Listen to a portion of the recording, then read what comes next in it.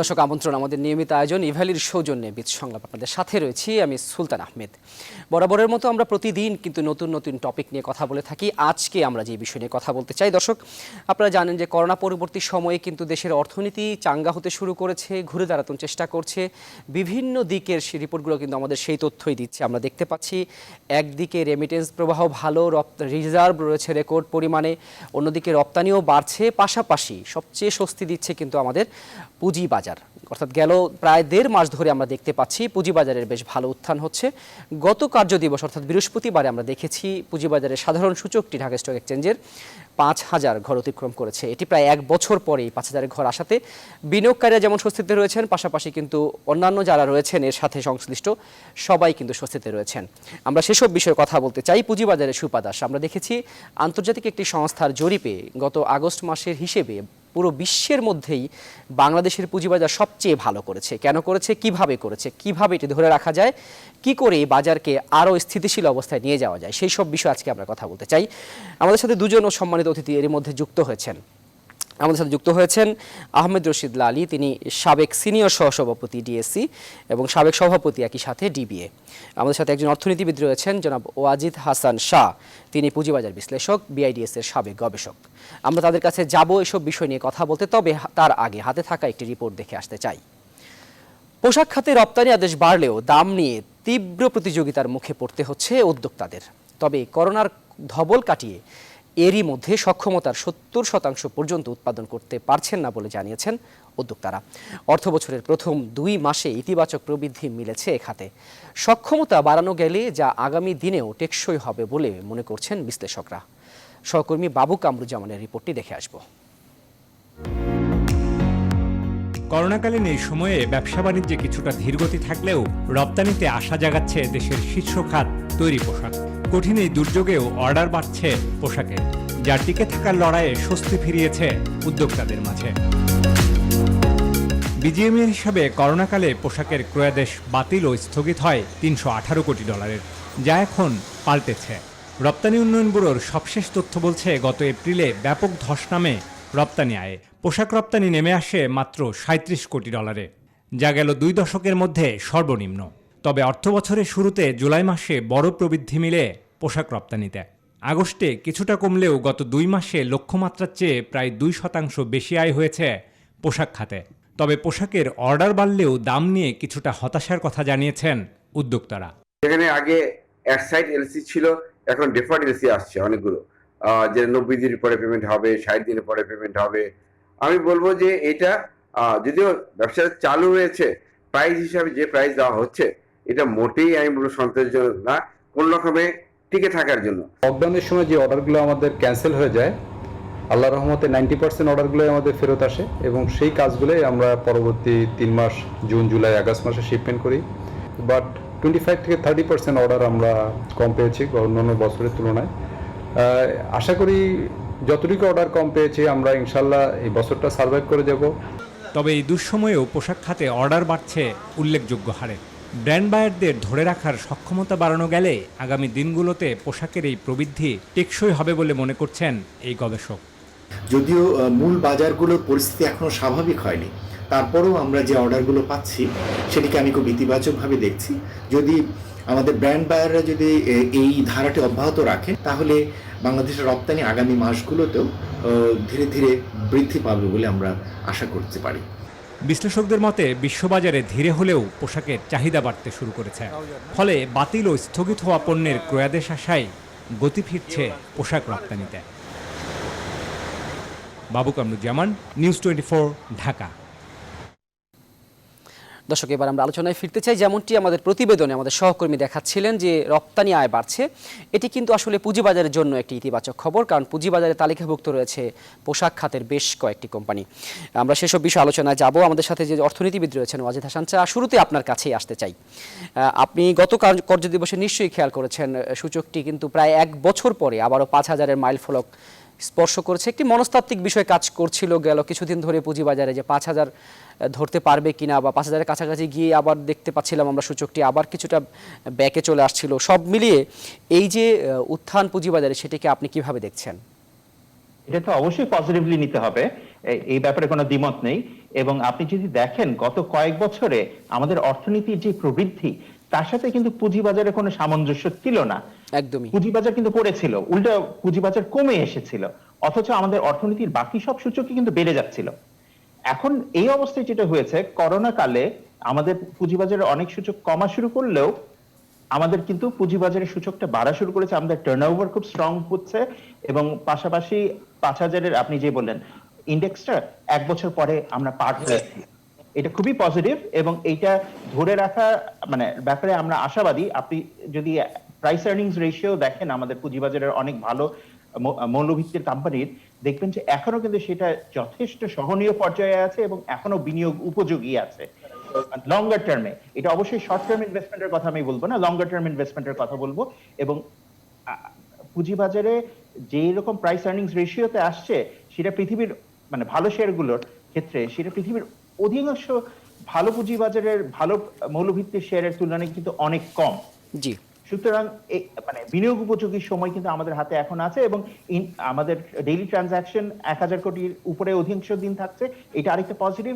এখন একটা দেখার বিষয় হলো যে এটা শুধু করোনা কালেই থাকবে কিনা, নাকি করোনা পরবর্তী সময়েও আমাদের এরকমই থাকবে। কারণ করোনা কালে যেটা হয়েছে যে আমাদের অনেক ব্যবসা কিন্তু কিছুটা হলো স্তীমিত হয়ে আসছে, এখন আবার সবকিছু খুলছে, কিন্তু এখনো কিন্তু আপনি যদি ঢাকা শহরের ট্রাফিকের বিবেচনায় আসেন, হ্যাঁ আপনি বলতে পারেন স্কুল কলেজ ইউনিভার্সিটি সব বন্ধ, কিন্তু ট্রাফিক কিন্তু আগের পর্যায়ে আসেনি, দোকানপাটের ভিড় কিন্তু আগের পর্যায়ে এখনো যায়নি। সেই তুলনায় মানে এখন অনেক জায়গার টাকাই কিন্তু চলে আসছে পুঁজিবাজারে, এবং পাশাপাশি যেহেতু আমাদের ব্যাংকের লোনের সুদের হার অনেক কমে আসছে, ডিপোজিট রেট কমে আসছে, এফডিআর রেট কমে আসছে, এবং সঞ্চয়পত্রে আপনি যে 45 লাখ টাকার যে সীমা সেটা যেহেতু সেই ব্যাপারে কড়াকড়ি করা হচ্ছে, সেটা করা হয়েছে এক্স্যাক্টলি। এইসব কারণে রিটার্নের সুযোগটি কিন্তু পুঁজিবাজারের দিকে মানে এর পাশাপাশি আরেকটি বিষয় তো রয়েছে মনে হয়, গত বাজেটে অর্থমন্ত্রী কিন্তু সুযোগ দিয়েছিলেন কালো টাকা পুঁজিবাজারে বিনিয়োগের। এইটার ক্ষেত্রে আমি বরং বলবো যে এইটা একটা ইনসেন্টিভ ছিল, অতীতেও ছিল, কিন্তু অতীতে কিন্তু এটা অতটা কাজে আসেনি দুর্ভাগ্যক্রমে। এইবার এখন সবকিছু মিলিয়ে হয়তো সেটাও হেল্প করছে, কিন্তু পুঁজিবাজারে বিনিয়োগের ক্ষেত্রে আমি শেষ ঠিক কথাটা জানতাম, এটা লালি ভাই আমার থেকে হয়তো ভালো বলতে পারবেন, যে গত এক বছর মানে আপনি যদি কালো টাকা বিনিয়োগ করেন সেটা মিনিমাম 1 বছর লক ইন থাকছে পুঁজিবাজারে। সেটার ইম্প্যাক্ট কতটা কি হবে, অতীতে কিন্তু কালো টাকা কে যদিও স্বাগত জানানো হয়েছে পুঁজিবাজারে, সেটা পুঁজিবাজারে যত না প্রভাব ফেলেছে, আপনি যদি দেখেন ব্যাংক রেট এবং ডিপোজিট রেট মানে এগুলি কমে যাওয়া, এগুলো হয়তো বা আরো বেশি প্রভাব ফেলেছে। জনাব ওয়াজিদ হাসান শাহ, আপনার কাছে আমরা আবারও আসবো। আমরা একটু আহমেদ রশিদ লালী আপনার কাছে আসতে চাই। গেল আগস্টের হিসেব বলছে, হংকং ভিত্তিক গবেষণা প্রতিষ্ঠান এএফসির প্রতিবেদন বলছে সারা বিশ্বের মধ্যেই বাংলাদেশের পুঁজিবাজার সবচেয়ে ভালো করেছে। নিশ্চয়ই এরকম খবরে স্বস্তি দেবে আপনাদেরকে জনাব আহমেদ রশিদ লালী। পাশাপাশি এই ধরনের খবরে কি বিনিয়োগকারীদেরকে নতুন করে পুঁজিবাজারে নিয়ে আসতে সহায়ক ভূমিকা পালন করবে কিনা? জি ধন্যবাদ। আওয়াজটা খুব ডিস্টর্টেড আপনার আসতেছে, বাট হাউএভার আমি যতটুকু বুঝতে পেরেছি সেটা হলো যে অবশ্যই আমরা ব্লুমবার্গ যে আমাদেরকে অগস্ট মাসের যে ইয়েটা দিয়েছে সেটা খুব আশাব্যঞ্জক, এবং এটা খুব আশার কথা। এই টোটাল বিষয়টা আমরা যদি এভাবে দেখি, দেখেন অগস্ট মাসে অলমোস্ট 660 পয়েন্টের বেশি ইন্ডেক্স বেড়েছে এবং প্রায় 15% বাজার কিন্তু গেইন করেছে। তো কাজেই এই কারণটা খুব একটা পজিটিভ ইম্প্যাক্ট ফেলেছে এই ক্যালকুলেশনে, যেটা ফ্রন্টিয়ার মার্কেটস ইসে আমরা বেস্ট পারফর্মিং হয়েছে।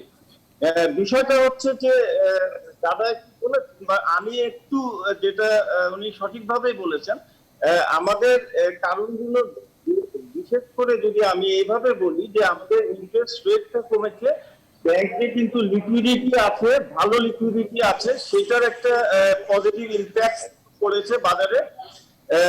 যেটা রেমিটেন্সের গ্রোথ কিন্তু আমাদের জুলাই মাসেও হয়েছিল, যেটা আমরা ভেবেছিলাম হয়তো ঈদের জন্য হয়েছে, বাট আমরা গত মাসেও কিন্তু দেখেছি যে প্রায় 35% গ্রোথ কিন্তু হয়েছে রেমিটেন্সেও।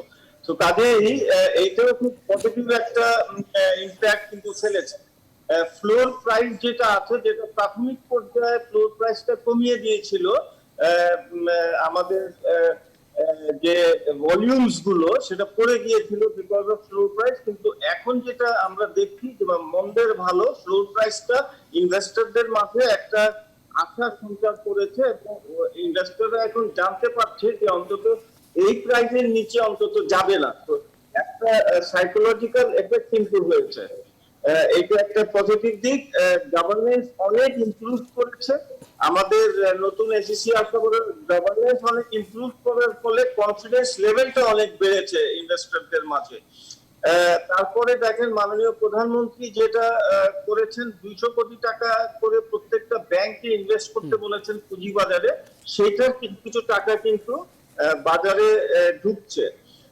আনডিসক্লোজ মানি যেটা বললেন সেটা সঠিকভাবে বলেছেন। আনডিসক্লোজ মানি যেটা প্রাথমিক পর্যায়ে 3 বছরের জন্য লক ইন ছিল, সেটা পরবর্তীতে আমরা বলার পরে 1 বছর করা হয়েছে। কিন্তু এখানে একটু বলে রাখা ভালো যে লক ইনটা হলো টাকাটা লক ইন। তার মানে হলো আমি যদি 100 টাকা বিনিয়োগ করি তাহলে সেই 100 টাকা আমি 1 মাস পরে বিক্রি করে দিতে পারি, কিন্তু টাকাটা মূল টাকা বের করতে পারবো না, আমি প্রফিটটা বের করতে পারবো। সো কাজেই আমি 100 টাকা যেটা ইনভেস্ট করেছি সেই 100 টাকা দিয়ে শেয়ার কিনে সেটার প্রফিট আমি নিতে পারবো, তাহলে 100 টাকা 1 বছর ধরে রাখতে হবে। সো কাজেই এই টাকাও কিন্তু আমাদের এনবিআর এর চেয়ারম্যান তাহলে কি এটাও করা যাবে যদি কোনো বিনিয়োগকারী চায় যে তার টাকা সে শেয়ার না কিনে, ধরেন একবার সে শেয়ার কিনলো, পরবর্তীতে শেয়ার আস্থা পাচ্ছে না, তখন সে টাকাটা বের করছে না বাট শেয়ার কিনে রেখেছে, শেয়ার কিনছে না, এটি কি হবে করা সম্ভব?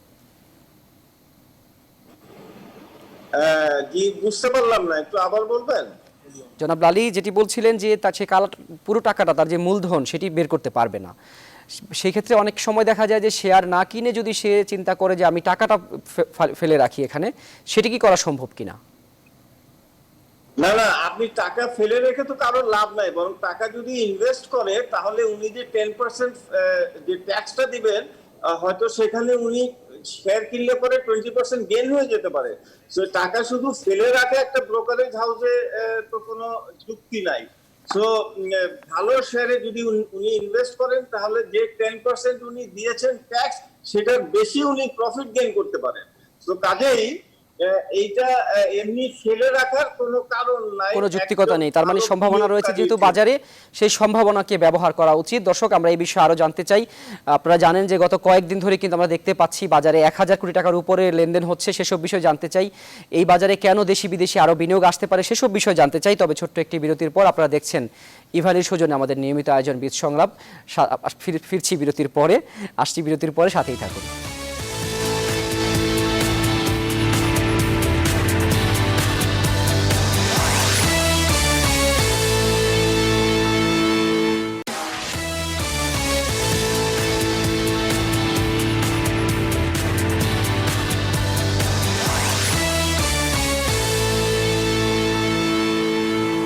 আমন্ত্রণ বিরতির পর আরেকবার আপনারা দেখছেন ইভালির সৌজন্যে আমাদের নিয়মিত আয়োজন বীজ সংলাপ। যে বিষয়ে আজকে কথা বলছি, পুঁজিবাজারের সুবাতাস। বিরতিতে যাবার আগে যেমনটি আহমেদ রশিদ লালী আপনি বলছিলেন যে বিভিন্ন কারণে আসলে কালো টাকার কথা বলছিলেন, বাজারে কেন আসলে বিনিয়োগ আসবে সেসব বিষয়ে বলছিলেন। আমরা একটি বিষয় জানতে চাই যে পুঁজিবাজারে বাংলাদেশের এখন পি রেশিও বা আয় অনুপাত যেটিকে আমরা বলি, সেটি এখন 11.8%, যেটি পার্শ্ববর্তী দেশ ভারতেই প্রায় দ্বিগুণেরও বেশি, 23.90%। এএফসি যে প্রতিবেদন দিয়েছে তাতে আসলে বাংলাদেশের পুঁজিবাজারকে অন্যতম আকর্ষণীয় পুঁজিবাজার বলা হয়েছে। এই ধরনের রিপোর্টের ফলে কি বিদেশি বিনিয়োগ বাড়তে পারে বলে আপনি মনে করেন? দেখেন, বিদেশি বিনিয়োগের কয়েকটা সমস্যা হলো ওরা যে জিনিসটা করে সেটা হলো যে আমার ইকো হচ্ছে। জি, আমরা শুনতে পাচ্ছি আপনাকে।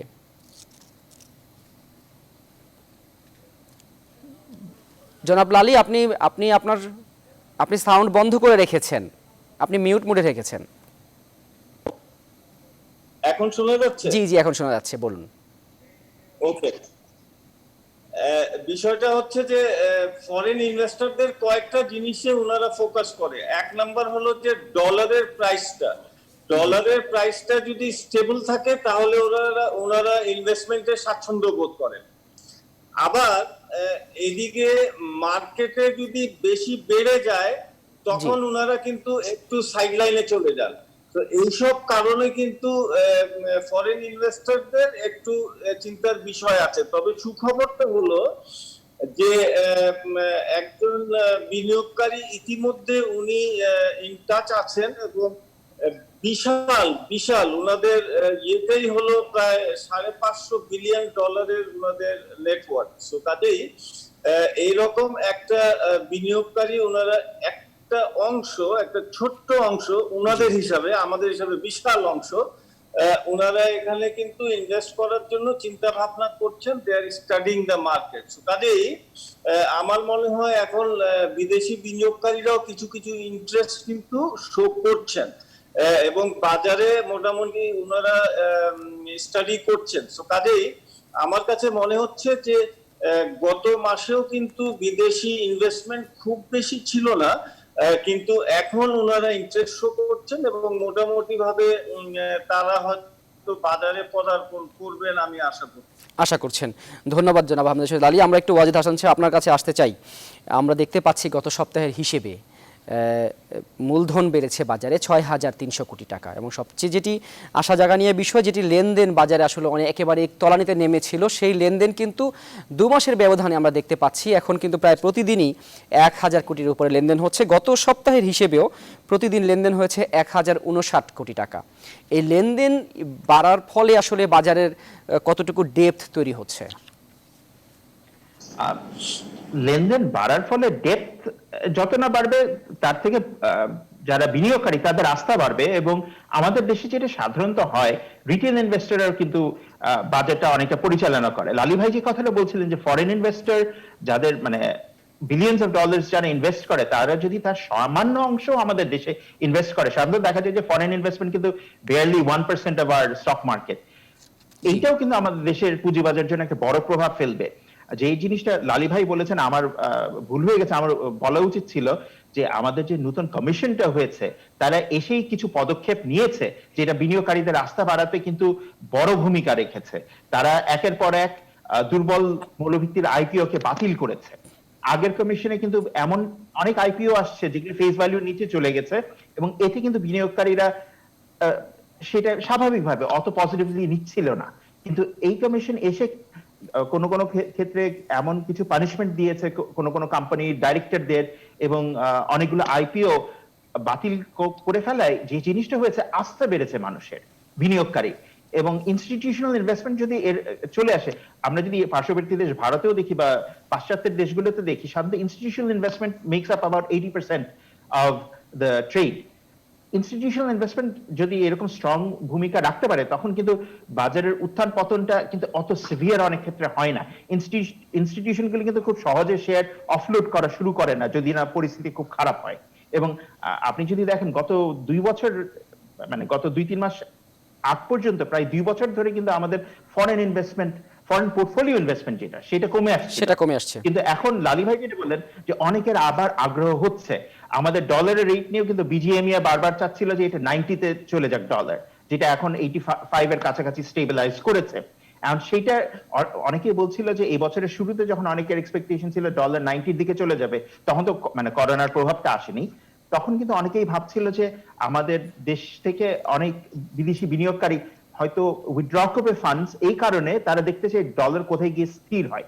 এই মুহূর্তে এটা ভয়ের ব্যাপার না, যদিও বিজিএমএ এর মতো পাওয়ারফুল লবি চাচ্ছে যে ডলার ডিভ্যালুয়েশন হোক, কারণ তাতে তাদের আয়টা এক অর্থে বাড়ে। কিন্তু এইটা যদি স্টেবল থাকে, that also sends out a positive signal, যেটা লালি ভাই তুলে ধরলেন একটু আগে। এবং পাশাপাশি আপনি যেটা বললেন, টার্নওভারটা যদি স্ট্রং থাকে, 1,000 কোটির কাছাকাছি থাকে, আমরা তো আশা করতে পারি, আমাদের বন্ড মার্কেট ডেভেলপ করেনি, আমাদের এটা মেইনলি একটা ইকুইটি মার্কেট, সেটি করার জন্য মনে হয় চেষ্টা করছে সরকার। এক্স্যাক্টলি, সরকার চেষ্টা করছে, বিএসইসি খুবই উদ্যোগী হয়ে আছে এই ব্যাপারে, এবং খুব সম্ভবত কয়েকটা অনুমোদন পেয়ে গেছে বা ইন প্রসেসে আছে। সুতরাং এইটা কিন্তু আমাদের মার্কেট ডেভেলপমেন্টে হেল্প করবে।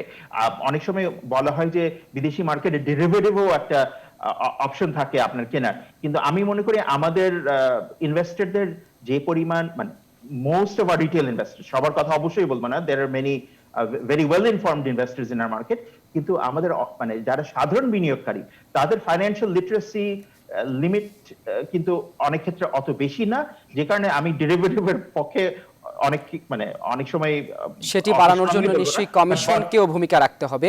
জনাব ওয়াজিদ হাসান শাহ, আমরা একটু আহমেদ রশিদ লালী আপনার কাছে আবার আসতে চাই। যেটি বলছিলেন অর্থনীতিবিদ, যে আমাদের বাজারে আসলে নতুন কোম্পানির ক্ষেত্রে অনেকগুলোর ক্ষেত্রে এই কমিশন যেগুলো দুর্বল কোম্পানি সেগুলোকে ফিরিয়ে দিয়েছেন।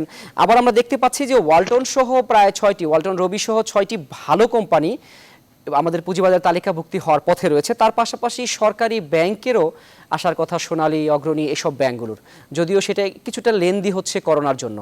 এই নতুন এই সমস্ত ভালো কোম্পানিগুলো আসলে আসলে পুঁজিবাজারের জন্য কতটুকু মঙ্গল বয়ে আনবে, জনাব লালী? ডেফিনেটলি বাজার তো সম্প্রসারিত হবে, এবং বাজার যদি সম্প্রসারিত হয়, যেটা ওয়াজিদ সঠিকভাবেই বলেছেন যে 1000 কোটি টাকা আমরা কয়েকদিন ধরে দেখছি, অনেক গত মাসেও দেখেছি, এই মাসেও তাই দেখেছি। এইটা যত ভলিউমস বাড়বে, এইটা 2000 কোটি টাকা যদি হবে, এইটাও একটা আকর্ষণের পয়েন্ট বিদেশিদের জন্য, যে this is a liquid market. আমি 2000 টাকা রোজ ট্রেডিং হয়, আমি যদি একদিনে 500 কোটি টাকা বের করতে চাই, আমি পারি। সো এখানে কিন্তু যদি 2000 কোটি টাকা ভলিউম হয়, তাহলে বিদেশি বিনিয়োগও কিন্তু সেই পরিমাণে বড় বড় বিনিয়োগ হবে। সো কাজেই দিস ইজ ভেরি ইম্পর্টেন্ট একটা এইটা। এবং আপনি যদি দেখেন, আমাদের বাজারে কিন্তু আমাদের কনফিডেন্স ছিঁড়েছে।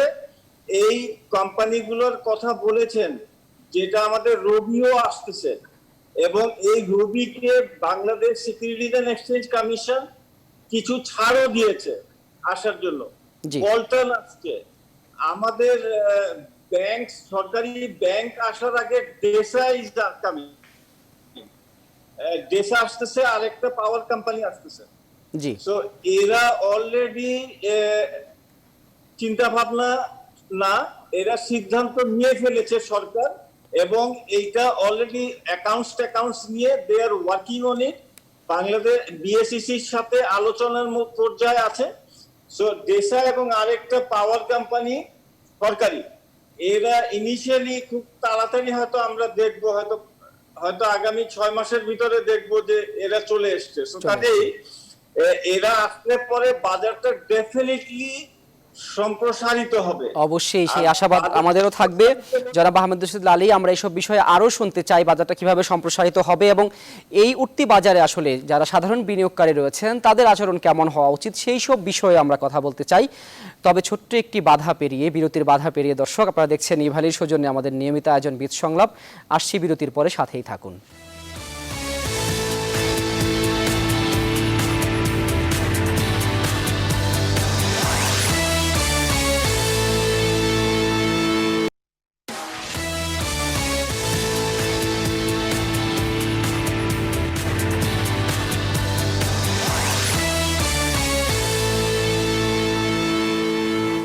দর্শক আমন্ত্রণ আরও একবার, আপনারা দেখছেন আমাদের নিয়মিত আয়োজন ইভালির সৌজন্যে বীজ সংলাপ। আপনাদের সাথে রয়েছে আমি সুলতান আহমেদ। যে বিষয়ে আজকে কথা বলছি, পুঁজিবাজারের সুবাতাস। বিরতিতে যাবার আগে জনাব আহমেদ রশিদ লালী পুঁজিবাজারের নানা বিষয় নিয়ে কথা বলছিলেন। এখন আমরা একটু যেতে চাই ওয়াজিদ হাসান শাহ আপনার কাছে। আপনি যেমনটি তখন বলছিলেন যে প্রাতিষ্ঠানিক বিনিয়োগকারীদের আচরণ, বিদেশি বিনিয়োগকারীদের আচরণ এবং সব মিলিয়ে বাজার আমাদের সবচেয়ে বেশি আসলে আধিপত্য বিস্তার করে আমাদের দেশের ক্ষুদ্র বিনিয়োগকারীরা। তো এই ক্ষেত্রে আমরা যেমনটি সবসময় দেখি, বাজার যখন বাড়ে তখন ছোট ছোট বিনিয়োগকারীরা সবাই আসলে আসে বাজারে, যখন আবার পড়ে যায় তখন এই ক্ষুদ্র বিনিয়োগকারী সবচেয়ে বেশি আসলে ক্ষতির মুখে পড়ে। এখনকার বাজারে আসলে এই ক্ষুদ্র বিনিয়োগকারীদের আচরণ কেমন হওয়া উচিত?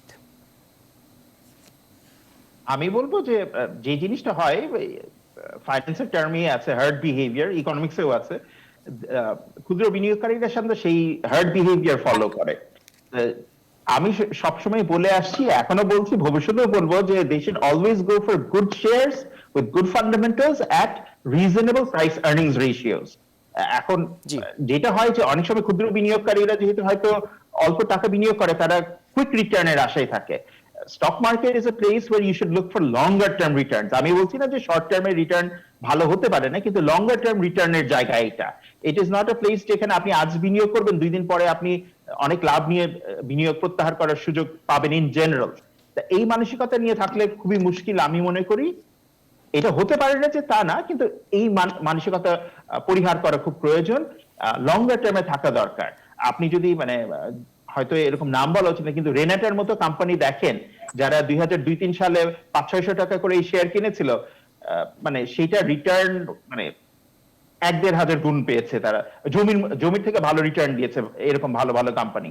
আরেকটা বিষয় আমি তুলে ধরতে চাই যে আমাদের ক্ষুদ্র বিনিয়োগকারীরা অনেক সময় জেড গ্রুপকে পছন্দ করে, যেটা লালি ভাই আর আমি ব্রেকের সময় আলাপ করছিলাম, পছন্দ করে যেহেতু এগুলি অনেক ক্ষেত্রেই লো পেইড আপ শেয়ার, দ্রুত দাম বাড়ে।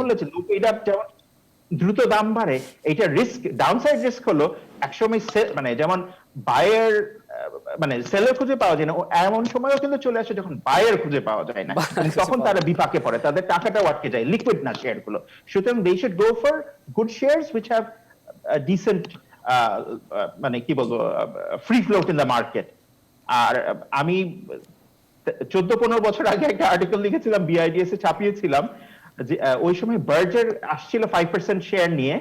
আমি বলেছিলাম যে আমাদের দেশে মিনিমাম 10-15 বা ওরকম 20% শেয়ার অফলোড করার একটা বিধান থাকা উচিত। ওইটা হয়নি বলে কিন্তু আপনি দেখবেন ওয়ালটন ভালো কোম্পানি আসছে, কিন্তু ওদের খুব অল্প পরিমাণ শেয়ার কিন্তু বাজারে ছাড়া হচ্ছে। এই ধরনের জিনিস আমাদের খেয়াল রাখতে হবে। এবং আরেকটা জিনিস সরকারের পক্ষ থেকে খেয়াল রাখতে হবে, যেটা এই বিএসসিসি খুব ভালো উদ্যোগ নিয়েছে, রেগুলেটরদের মধ্যে কিন্তু কোঅর্ডিনেশনটা বাড়ানো খুব গুরুত্বপূর্ণ এবং একটা ভালো ভূমিকা কোঅর্ডিনেশন করেছে জনাব ওয়াজেদ হাসান সাহেব। আপনাকে অসংখ্য ধন্যবাদ। আপনি জানেন যে আমরা বিরতি একেবারে শেষ বিরতিতে রয়েছি। আমরা একটু ছোট্ট করে জানতে চাই আহমেদ রশিদ আলী আপনার কাছ থেকেও, আপনি সাধারণ বিনিয়োগকারীদের উদ্দেশ্যে আসলে কিছু পরামর্শ দেবেন। জি ধন্যবাদ।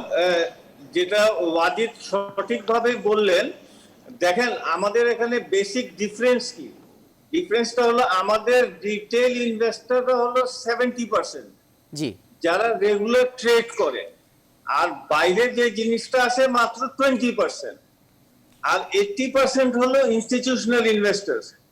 সো কাজেই এই জিনিসটা যখন রিটেল ইনভেস্টররা 70% বাজারে থাকেন, তখন কিন্তু লং টার্ম ইনভেস্টমেন্ট, যেটা ওয়াজিদ সাহেব সঠিকভাবে বললেন, সেটা লং টার্ম ইনভেস্টমেন্ট আমরা কিন্তু পাই না, যে কারণে কিন্তু বাজারটা খুব তড়িৎ ভাবে কিন্তু ওঠানামা করতে থাকে। অ্যাজ এ রেজাল্ট আমি মনে করি যে এখনই সময় সঠিক সিদ্ধান্ত নেওয়া, উনাদের যে টাকা আছে সেই টাকাটাকে উনারা 2 ভাগে ভাগ করুক, 20% রিটেল ইনভেস্টমেন্ট করুক ট্রেডিং এ, আর 80% মিনিমাম একটা লং টার্ম, অন্তত 6 মাস 1 বছর, এই পিরিয়ডের জন্য একটা লং টার্ম, যাতে একটা ডিভিডেন্ড উনি পান। লাইক আপনাকে আমি বলি, অনেক ভালো ভালো শেয়ার আছে, যেই শেয়ারগুলো তো কনফার্ম উনারা ডিভিডেন্ড পাবেন। এখন ধরেন ব্যাংকিং সেক্টর, ব্যাংকিং সেক্টরে কিন্তু এখন বাজারের যে অবস্থা, সেই অবস্থায় ব্যাংকিং সেক্টর কিন্তু টাচই করে নাই। তো কাজেই এই জিনিসগুলো, ভালো ব্যাংক, ভালো ফার্মাসিউটিক্যাল, ভালো ইন্স্যুরেন্স, আপনি ধরেন ভালো প্রতিষ্ঠান যেগুলো আপনি বলছিলেন, জনাব আহমেদ রশিদ আলী আপনাকে অসংখ্য ধন্যবাদ। আপনি যেই পরামর্শ দিয়েছেন, ভালো কোম্পানিতে থাকার কথা, তাদের বিনিয়োগের 80% আর 20% নিয়ে হয়তো বা তারা ডেটের, যেটাকে আমরা বলি প্রতিনিয়ত লেনদেন করা, সেটি করতে পারুক। আপনার এই পরামর্শ আশা করি অনেক বিনিয়োগকারী কাজে লাগবে। আপনাদের দুজনকেই আমাদের বীজ সংলাপে অংশগ্রহণ করার জন্য ধন্যবাদ। আমরা আশা করছি পরের কোনো পর্বে আপনাদেরকে আমরা আবার অতিথি করে পাবো। দর্শক, আপনারা এতক্ষণ ধরে দেখছিলেন ইভালির সৌজন্যে আমাদের নিয়মিত আয়োজন বীজ সংলাপ। যেই বিষয়ে আজকে কথা বলছিলাম পুঁজিবাজার ইস্যুতে, সেই সব বিষয়ে আগামীকালকে নতুন আরেকটি টপিক নিয়ে আমরা হাজির হব। সেই পর্যন্ত ভালো থাকুন, সুস্থ থাকুন, স্বাস্থ্যবিধি মেনে চলুন এবং অবশ্যই সব খবরাখবর সবার আগে দেখতে চোখ রাখুন নিউজ 24-এ।